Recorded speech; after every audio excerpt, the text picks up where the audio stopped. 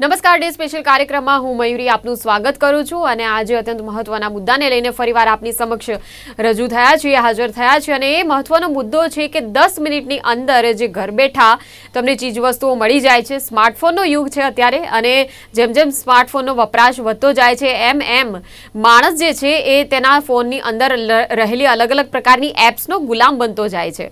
તો પહેલાના સમયમાં જ્યારે એપ્સ જે છે એનું માર્કેટ જ્યારે નવું હતું, સોશિયલ મીડિયા પૂરતી મર્યાદિત હતી, સોશિયલ મીડિયા પ્લેટફોર્મ પૂરતું જ તે જોવા મળતું હતું. પરંતુ હવે અલગ અલગ જે રોજિંદા જીવનના વ્યવહારો હોય છે એક સામાન્ય માણસના અને અલગ અલગ પ્રકારે જે તેના ખરીદ વેચાણના હવે વ્યવહારો છે તેની અંદર પણ એપ્સ ઘૂસી ગઈ છે. અને આ એપ્સ જેની શરૂઆત આપણે જાણીએ તો લગભગ ઝોમેટોથી થઈ અને તેનો કોન્સેપ્ટ એ પ્રકારનો હતો કે ફક્ત અમુક મિનિટોની અંદર તમારા ઘરમાં ઘર બેઠા તમને જમવાનું મળી જાય. તો એ પ્રકારે જે કોન્સેપ્ટ એક આખો સામે આવ્યો એના પછી દરેક ક્ષેત્રમાં આ 10 મિનિટમાં ડિલિવરી કે પછી 15-20 મિનિટમાં ડિલિવરીનો જે કોન્સેપ્ટ છે એ વ્યાપકપણે અલગ અલગ પ્રકારની એપ્સ, અલગ અલગ પ્રકારના સ્ટાર્ટઅપ જે લોકો, જે કંપનીઓએ ઊભી કરી તેમણે તેમાં ઝંપલાવ્યું કેમ કે વધુ ને વધુ લોકો આ કોન્સેપ્ટને પસંદ કરવા લાગ્યા છે. દવાઓથી માંડીને, કરિયાણાથી માંડીને તમામ પ્રકારની નાની મોટી ચીજવસ્તુ કે જેની સતત તમને જરૂરિયાત છે, શાકભાજી પણ એ પ્રકારની વસ્તુ છે, દૂધ પણ એ પ્રકારની વસ્તુ છે, ડેરી પ્રોડક્ટ્સ એ પ્રકારની વસ્તુ છે કે જેની દરરોજ તમને જરૂરિયાત ઊભી થાય છે અને ફક્ત તમારે તમારો ફોન લેવાનો છે અને તેની અંદર એપ્સમાં જવાનું છે અને ઓર્ડર આપવાનો છે અને 10 મિનિટની અંદર કોઈ વ્યક્તિ એ તમારી જે જરૂરિયાતની ચીજવસ્તુ છે એ લઈને તમારા ઘરે પહોંચી જાય છે. તો આ પ્રકારની જે સુવિધા સતત શહેરી ગ્રાહકોના આકર્ષણનું કેન્દ્ર બની રહ્યું છે.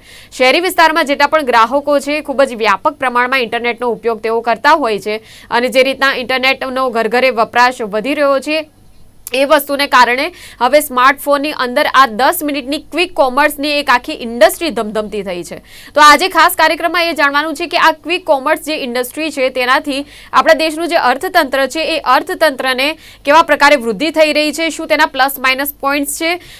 સવાલ એ પણ ચર્ચાઈ રહ્યો છે કે આ ક્વિક કોમર્સનો એક આખો કોન્સેપ્ટ જ્યારથી સામે આવ્યો છે ત્યારથી એક પ્રકારે પહેલાં જ્યારે મોલ કલ્ચર બહાર આવ્યું હતું એ સમયે પણ આપણે એ વાત કરતા હતા કે વધુ ને વધુ મોલ્સ જ્યારે શહેરોમાં ખુલવા લાગ્યા છે તો સ્થાનિક દુકાનદારો પાસેથી કોઈ ખરીદી નહીં કરે, જે રિટેલ ચેન છે તેની પાસેથી કોઈ ખરીદી નહીં કરે અને તેમનો ધંધો પડી ભાંગશે.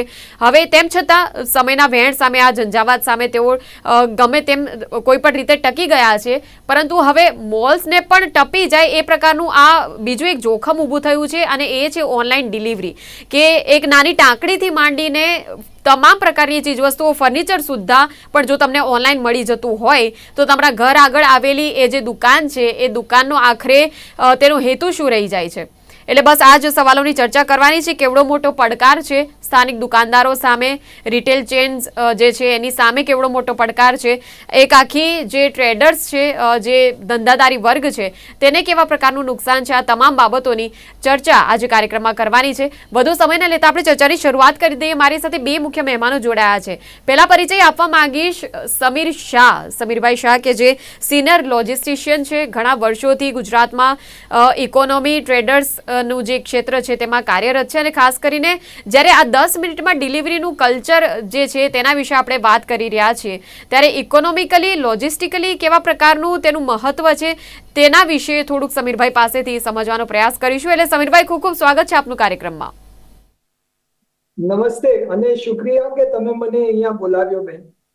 બિલકુલ. જયેન્દ્રભાઈ તન્ના આપણી સાથે જોડાયા છે, આપણા બીજા મહેમાન છે કાર્યક્રમમાં. અને જયેન્દ્રભાઈ ટ્રેડર્સ એસોસિએશનના પ્રમુખ તરીકેનો હોદ્દો ધરાવે છે. ગુજરાતમાં જે તમામ ટ્રેડર્સનું એસોસિએશન છે તો ટ્રેડર્સ, વેપારીઓ, સ્થાનિક દુકાનદારો કે જે મેં અગાઉ કહ્યું તેમ સ્થાનિક દુકાનદારોને હવે જે ઓનલાઈન આ ઇન્ડસ્ટ્રી ધમધમતી થઈ છે કે ઘર બેઠા સામાન તમે મંગાવી શકો અને 10 થી 15 મિનિટની અંદર એ સામાન તમને મળી જાય. તમે કોઈ પણ સ્થિતિમાં હોવ અને તમે ફક્ત તમારા ફોનથી ઓર્ડર પ્લેસ કરો અને વસ્તુ તમારા ઘરે પહોંચી જાય છે. આ પ્રકારની જ્યારે સુવિધા છે વધુ ને વધુ લોકો આને પસંદ કરવા લાગ્યા છે.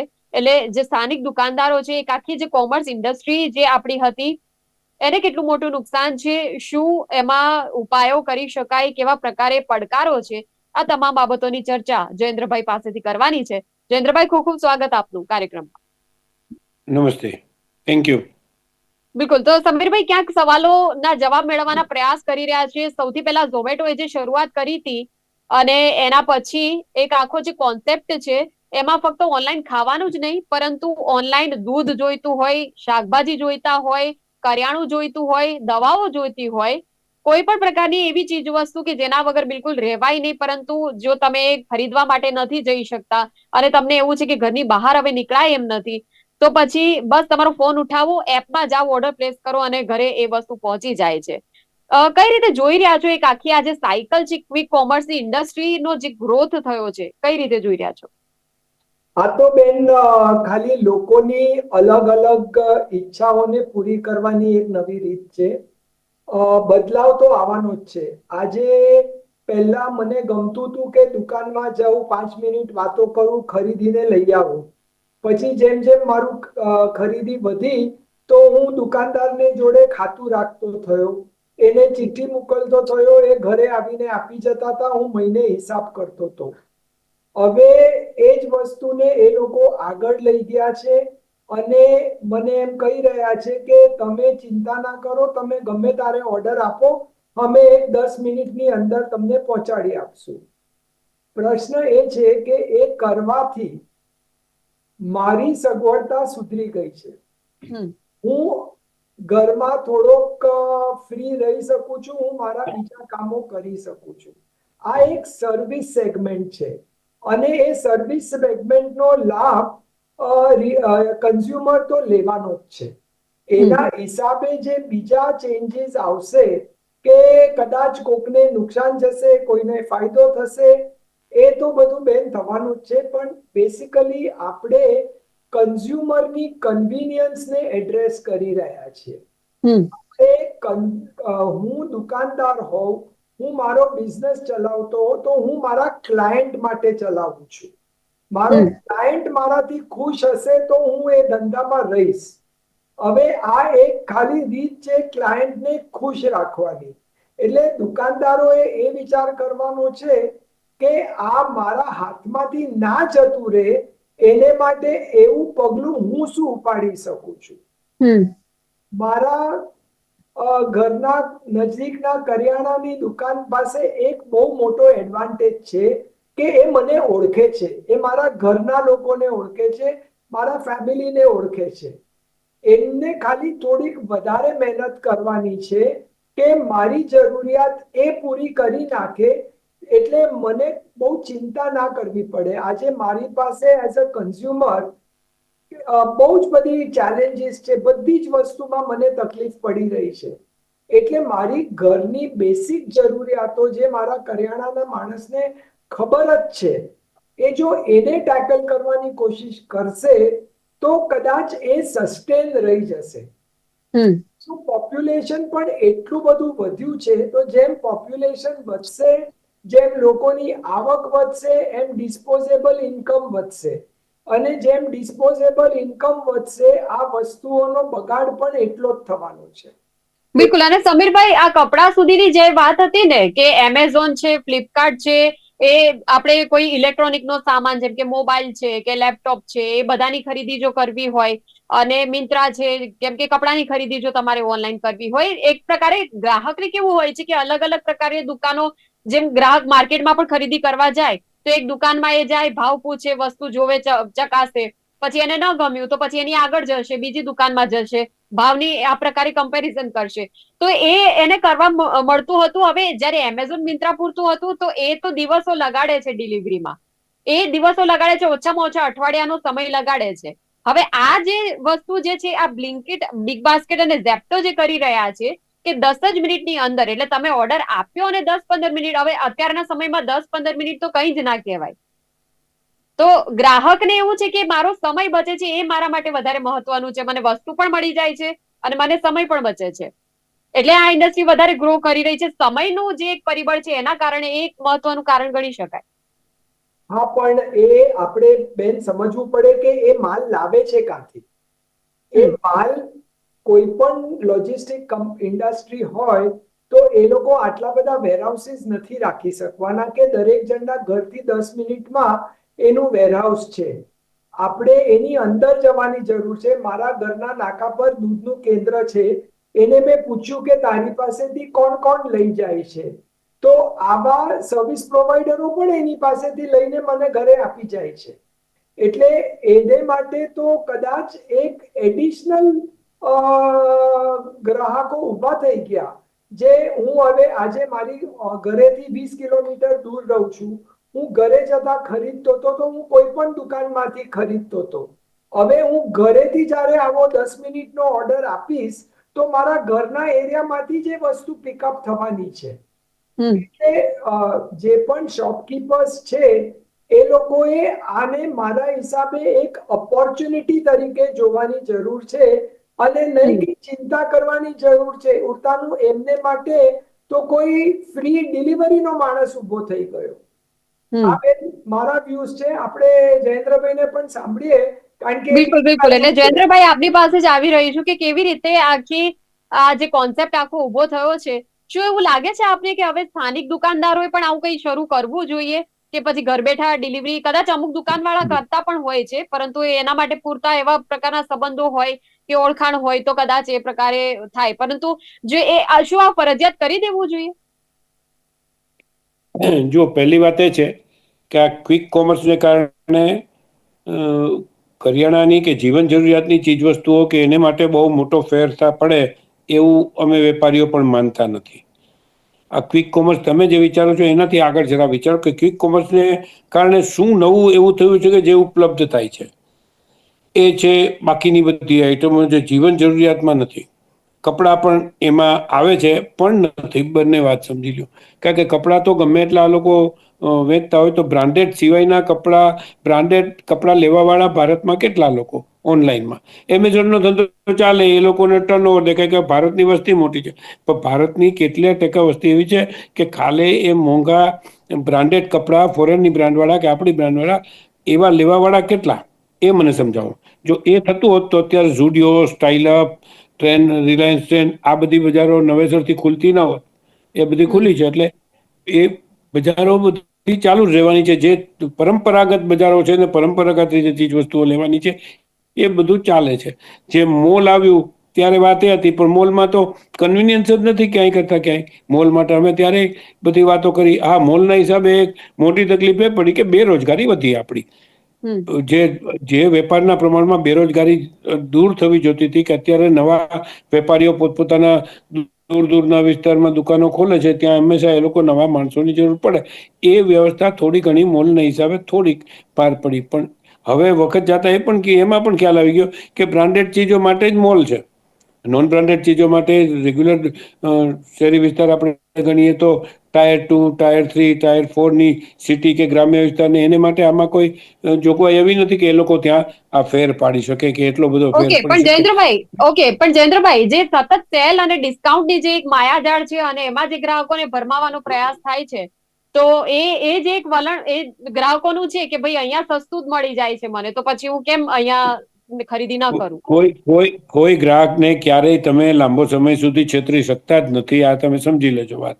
તમારે પોતાને મજૂરબેન જવાનું હોય તો તમે 100 રૂપિયાની વેલ્યુએશન ક્યાં થવાની છે, કોઈ પણ બજારમાં જાઓ તમે, તમારી બરોડાની રાંડિયા બજારમાં જાઓ કે અમદાવાદના સીજી રોડમાં આવો કે કોઈ પણ બજારમાં તમે કે તમારા ઘરની આજુબાજુની બજારોમાં, બધી જગ્યાએ હવે બહુ જાજો ફેર ભાવમાં પણ રહી શકતો જ નથી. કારણ કે દરેકે દરેકની સેલ માટેની પડતર કિંમતની એક લિમિટ આવી ગઈ છે.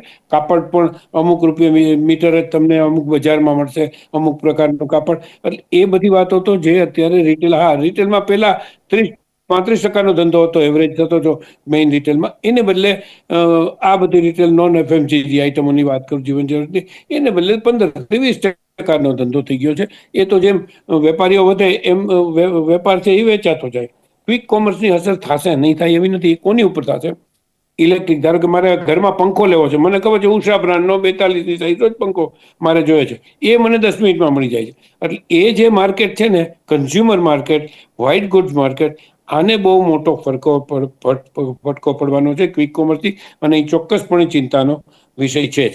કારણ કે તો બ્રાન્ડેડ વાળા જયેન્દ્રભાઈ, પછી મોટા એ જે પડકાર છે એની સામે પછી શું ઉપાયો કરવા જોઈએ એવા? એ દરેકે દરેક, ધારો કે અમદાવાદમાં હું 4 જણાને એવા ઓળખું છું કે એ લોકોએ પોતાનું માર્કેટિંગ આ પર્ટિક્યુલર આઈટમો જ વાત કરું છું, ગીઝર, પંખા, હેન્ડ મિક્સર, ઇલેક્ટ્રોનિક એપ્લાયન્સીસની વાત છે, એની વાત કરું તો આજે જે હું ફોકસ કરું, એવા અમદાવાદમાં મને 4 જણા 5 જણા એવા ખબર છે કે જે લોકો ફેસબુક ઉપર કે ઇન્સ્ટાગ્રામ ઉપર પોતાની જાહેરાતો મૂકે જ રાખે છે અને એના હિસાબે એમને ગ્રાહકો મળી રહી છે. એટલે એમને ધંધો, જેમ સમીરભાઈએ કહ્યું એમ, તમે ધંધો સાચવવા માટે નવા આયામો તમારે તમારા દુશ્મનને મારવો હોય તો એનાથી જ મારવો પડે. સેલની વાત છે, મોલ સેલની વાત કરતા હતા, હવે બધા દુકાનદારો સેલનું વાતે શીખી ગયા છે માર્કેટિંગમાં. ઓનલાઈન માર્કેટિંગની વાત છે તો ઓનલાઈન માર્કેટિંગ કરતા લોકો શીખી ગયા છે ને. અત્યારે કોઈ પણ વેપારી પોતાના દુકાને બેઠો બેઠો ફેસબુક અને વોટ્સઅપથી પોતાનો વેપાર કરી જ રહ્યો છે, નથી કરતા એવું નહીં. થોડો ખર્ચો વધારે થાય ને થોડું સ્કિલ અપગ્રેડેશન કરવું પડે એમની રીતે. એટલે આ પણ એક નોર્મલ ફિનોમિનન છે. રિલાયન્સ જેવી કંપનીએ નક્કી કર્યું કે અમે ક્વિક કોમર્સમાં જવાના નથી, કારણ કે એમને ખબર છે કે આ બધું ટેમ્પરરી રહેવાનું છે, લાંબા ગાળાનો નથી. એમનો વ્યાપારનો જે કહી શકાય સ્કોપ પણ એટલો બધો નથી. અમુક થાય છે કરિયાણાને એ બધી તો જીવન જરૂરિયાતની ચીજમાં તો લોકો મગાવે છે 10 મિનિટમાં 15 મિનિટમાં. ઝેપ્ટો છે, આ જે વાત કરો છો, પણ તમે મિંત્રા જેવી આઈટમ કે બાકીની બધી જે નવી કંપનીઓ આવે છે એ થોડી વારમાં હાંફી જશે. કારણ કે આમને ક્વિક કોમર્સનો ધંધો કરવો એ લોજિસ્ટિક્સ રીતે અને ખર્ચાળ બહુ જ છે બધી રીતે. એમાં તમે લાંબા ગાળા સુધી નફો કરી શકો, કારણ કે આ ગ્રાહકો એવા છે કે આજે પંખો લીધો બીજી વાર પંખો લેવા તમારી યાર આવવાનું નથી. એ એક જ વાત થાય.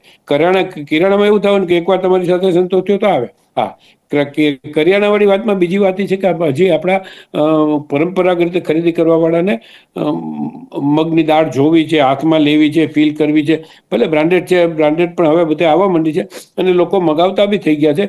પણ મોટા ભાગનો વર્ગ હજી છે એ આ રીતે છે. અને ટોટલ આપણા કન્ઝ્યુમર્સની ટકાવારી ગણો તો ક્વિક કોમર્સ પોતાની રીતે અત્યારે ટકી રહે એટલું કરે, પણ એમાં કંઈ મોટા ભાગના કન્ઝ્યુમરને બહુ જ એકદમ પ્રભાવિત કરી શકે એવું નહીં થાય. શહેરી વિસ્તારમાં વેસ્ટર્ન અમદાવાદ છે જ્યાં સુખી, ત્યાંનો અને પૂર્વ ઈસ્ટર્ન અમદાવાદનો બંનેનો ક્વિક કોમર્સનો રેશિયોમાં લગભગ દોઢો ફેર છે, અથવા મીન્સ 50% ફેર છે. અહીંયા 50% હોય તો ત્યાં 25% ટોટલમાંથી થાય એવું છે. એટલે એ ઉપરી છે. પણ ક્વિક કોમર્સ એક હાવ છે, હા ચોક્કસપણે એને સરકારે પોતે પોતાની રીતે નાના વેપારીઓને રક્ષણ આપવા માટે જેમ ઓનલાઈનમાં કરવાની જરૂર હતી, આમાં કરવાની જરૂર હતી, એની પોલિસી કરીને કરવાની જરૂર, એ કરવાની ખાસ ચોક્કસપણે જરૂર છે. એવી અમે માગણી વડાપ્રધાન શ્રી તમામને અમે વર્ષોથી કરી રહ્યા છે. હજી અચ્છા, આટલા વર્ષોથી કેવા પ્રકારે પ્રયાસો થવા જોઈએ સરકાર દ્વારા, જયેન્દ્રભાઈ? થોડું એના ઉપર વધારે પ્રકાશ પાડો. Yes, done. એ હું આપને વાત કરું. હવે ધારો કે અત્યારે જે સૌથી વધારે આઈટમ છે, અમે આ વર્ષોથી એમેઝોન ને ફ્લિપકાર્ટની સામે ને બધાની સામે કરી રહ્યા છે. ઇલેક્ટ્રોનિક આઈટમ કે જેનો હવે વ્યાપ બહુ વધી ગયો છે અને સરકારે જેને વપરાશ માટેનું જોર પણ ડાયરેક્ટલી ઇનડાયરેક્ટલી કરેલું છે. ઓનલાઈન બધી વાત, હવે યુપીઆઈ પેમેન્ટ કરો, એટલે સ્માર્ટફોન માટેની જે વ્યવસ્થા છે એમાં લોકો છેતરાય છે અને એમાં ખોટી રીતે આ લોકો પ્રેડિટરી પ્રાઇસ લઈ પોતાનું વાત કરી, એકમાં બલ્કમાં ખરીદી કરી અને નાના વેપારીઓ ન ટકી રહી એવી એક જે પ્રક્રિયા કરી રહી એ ખોટું છે. આ બધી વાતોમાં સરકારે નાના વેપારીને ધ્યાન રાખ્યું. પાછું એક મોટી વાત છે, તમે કહી દો મેરવેર, આમાંથી કોઈ કંપનીઓ નફો નથી કરતી. કોઈ કંપનીઓ નફાને પોતે નફામાંથી ટેક્સ નથી ભરતી. અમે વેપારીઓ દરેક તબક્કે દરેક જગ્યાએ ટેક્સ ભરીને પછી આગળ વધીએ છીએ. આ લોકોને એ વાત આવતી જ નથી, કારણ કે એ લોકો તો ઇન્વેસ્ટમેન્ટ કરે છે અને એટલી બધી રીતે પ્રિડેટરી પ્રાઇસથી ખોટ ખાઈ અને શરૂઆતનો ધંધો વિકસાવે છે 2, 4, 5 વર્ષ પોતાનું બ્રાન્ડિંગ ઊભું કરવા માટે, પોતાની વેલ્યુએશન, ડિજિટલ વેલ્યુએશન ઊભી કરવા માટે ફાઇનાન્સની, કે એમાં સરકારને ટેક્સ બી નથી મળતો. એ લોકો અચ્છા, તો સાવ ઓકે, સમીરભાઈ આમાં શું કહેશો? કેમ કે ક્યાંક એવું પણ રિપોર્ટ્સ તો એવા પણ સામે આવ્યા છે કે ક્વિક કોમર્સના કારણે થોડીક આપણા દેશના અર્થતંત્રમાં પણ વૃદ્ધિ તો નોંધાઈ છે. મારું માનવું થોડુંક મારે તમારું ધ્યાન કશે બીજે પણ દોરવું હતું કે આપણે જ્યારે ક્વિક કોમર્સની વાત કરીએ છીએ તો એ ડિલિવરી કોણ કરે છે? એ ડિલિવરી એક માણસ જ કરે છે અને એ 10 મિનિટ મેનેજ કરવા માટે એ પોતાની જાતને કેટલું રિસ્ક પર મૂકી રહ્યો છે. આપણે એની તો ચર્ચા જ નથી કરતા. આપણે ખાલી કન્ઝ્યુમર અને શોપકીપરની વાત કરીએ છીએ, પણ જે વચ્ચે માધ્યમ છે એની પર તમે કેટલું બધું પ્રેશર મૂકો છો. તમે જોશો તો કોઈ પણ ઈ કોમર્સ નો છોકરો પ્રેમથી એના ખભા પર 30-40 કિલો લઈને સ્કૂટર પર દિવસના 12 કલાક ફરતો હોય છે. એનું શું? પણ એ એક રોજગારીની તક પણ છે ને એના માટે. થોડીક ના, અહીંયા there has to silver be- lining there A has to રીતની be, છે સમીરભાઈ, કે રોજગારી પણ એટલી મળે છે. ના બેન, there has to be dignity in labor. There has to be a dignity for everything. તમે મને કહો કે તારે આ અહીંયાથી ઉપાડીને અહીંયા પહોંચાડવાનું છે. હવે એ વસ્તુ તમે મને ફોર્સ કરો કે જો 12 મિનિટ છે પણ તારે તો 9 મિનિટમાં પૂરી કરવાની છે, કારણ કે મારી કંપનીનું માર્કેટિંગ આવી રીતે થયેલું છે કે હું 10 મિનિટમાં તને પહોંચાડી આપીશ. એટલે જે જયેન્દ્રભાઈએ રેગ્યુલેશન્સની વાત કરી, જેમાં હું એમની સાથે ફૂલ્લી સહેમત છું. હું આ પણ સરકારને કહીશ કે તમારે આનો પણ વિચાર કરવો જોઈએ, કારણ કે તમે રેગ્યુલેશન્સ કરાવો તો રેગ્યુલેશન બધા માટે હોવા જોઈએ. બિલકુલ બિલકુલ. સમીરભાઈ અને જયેન્દ્રભાઈ, આ બંનેના જે મંતવ્યો છે ખૂબ જ રસપ્રદ રહ્યા છે અને આપણે આશા રાખીએ કે હવે જ્યારે ચર્ચાનો મુદ્દો આપણે આ લીધો છે આજે આ ડિબેટમાં, અને ચોક્કસ સરકાર સુધી વાત પહોંચે એવી આપણે પણ આશા રાખીએ. પરંતુ તેમ છતાં આ બંને આ કાર્યક્રમમાં જોડાયા, જે પ્રકારે આ બંને વાત કરી છે, ખૂબ જ સરસ રસપ્રદ ચર્ચા રહી. એટલે જોડાવા બદલ ખૂબ ખૂબ આભાર. Thank you. ભારતનો વેપારી કોઈ દિવસ લાચાર થવાનો નથી મેડમ. ગમે હોય ને રસ્તા કાઢી જ લેવાનો છે. ઓકે જયેન્દ્રભાઈ, બસ એ જ વાત સાથે આપણે તમામ જે વેપારીઓ છે આપણે આશા રાખીએ કે એક પ્રકારનું બેલેન્સ આવે. જ્યારે વાત કરી રહ્યા છીએ ક્વિક કોમર્સ ઇન્ડસ્ટ્રી, કદાચ એનાથી અર્થતંત્રને ફાયદા પણ છે, નુકસાન પણ ચોક્કસપણે હોઈ શકે. તો નુકસાન જેને પણ થવાનું છે તો એના હિતમાં સરકાર એ પ્રકારના નિર્ણયો લે એવી આપણે આશા રાખીએ. સાથે જ એ તમામ લોકો ચેન્જ આવે તો ચેન્જ આવે તો અનિવાર્ય છે. જી જયેન્દ્રભાઈ, નાની રેકડી વાળાની દુકાને પણ તમે પેટીએમ નું બોર્ડ જોશો કે કોઈનું પણ બોર્ડ જોશો, એ લોકો આવી ગયા ને લાઈન. એટલે એ તો બધું સ્વીકાર્ય થવાનું છે. ડિજિટલ ઇન્ડિયા છે જયેન્દ્રભાઈ, અને આપણે તો ડિજિટલ ઇન્ડિયાનું સપનું સાકાર કરવાનું છે. એટલે ઓકે જયેન્દ્રભાઈ, અને બિલકુલ થેન્ક યુ સો મચ. આપ બંને જોડાયા. સમીરભાઈ, જયેન્દ્રભાઈએ જે વાત કરી દર્શક મિત્રો, એ ચોક્કસપણે ખૂબ જ આંખ ઉગાડનારી છે. અત્યારનો જે આપણે એક દોર જોઈ રહ્યા છે, જે આધુનિક યુગ, જે ટેકનોલોજીનો યુગ આપણે જોઈ રહ્યા છે, ફાયદા પણ હોય છે, નુકસાન પણ હોય છે, પરંતુ એ બંને વચ્ચે કેવી રીતના સમતુલા જાળવીએ છીએ એની ઉપર જ બધો મદાર રહેલો છે. તો ડે સ્પેશિયલ કાર્યક્રમમાં આજની ચર્ચામાં બસ આટલું જ. આવતીકાલે ફરી મળીશું. આપ જોતા રહો ગુજરાત ન્યૂઝ સત્યની સાથે. નમસ્કાર.